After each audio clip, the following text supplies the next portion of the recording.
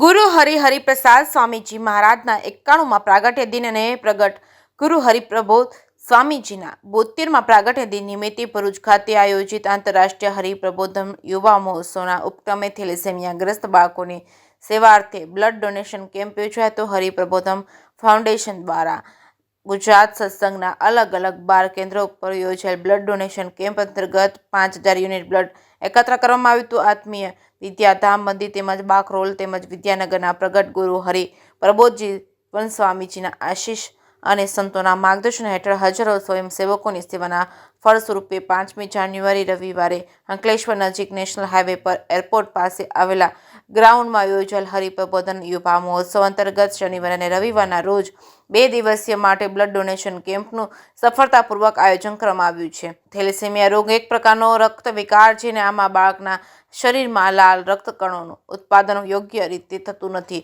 અને આ કોષોની ઉંમર પણ ઘણી ઓછી થઈ છે અને આ કારણોસર આ બાળકોને દર 21 દિવસ ઓછામાં ઓછા 1 યુનિટ રક્તની જરૂર હોય છે. આવા બાળકોને સમયસર બ્લડ મળી રહે તેવા પ્રયાસોના ભાગરૂપે હરિપ્રબોધમ યુવા મહોત્સવ અંતર્ગત થેલેસેમિયાગ્રસ્ત બાળકોની સેવાર્થે 2 દિવસ માટે વિશાળ બ્લડ ડોનેશન કેમ્પનું આયોજન કરવામાં આવ્યું છે.